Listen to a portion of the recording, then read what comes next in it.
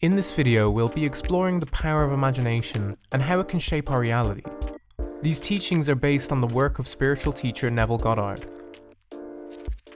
Our imagination is a powerful tool that can bring our desires to life. By consciously imagining our desires as already fulfilled, we can manifest them into our physical reality. It's important to understand that our consciousness is the only reality. What we imagine in our mind is what we become conscious of, and what we are conscious of becomes our reality. To manifest our desires, we must focus on living from the end. This means assuming the feeling and mental state of already having what we desire.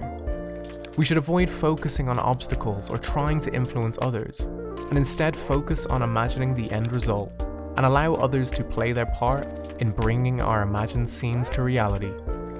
For example, if we desire wealth, we should imagine ourselves already possessing wealth and live from that mental state. This will attract opportunities and ideas that can generate wealth for us. Similarly, if we desire a specific person, we should imagine ourselves already in a relationship with them and allow the universe to bring that scene to reality. Remember, our imagination is the creative power that can shape our reality. By living from the end and assuming the feeling of already having what we desire, we can manifest our dreams into physical reality.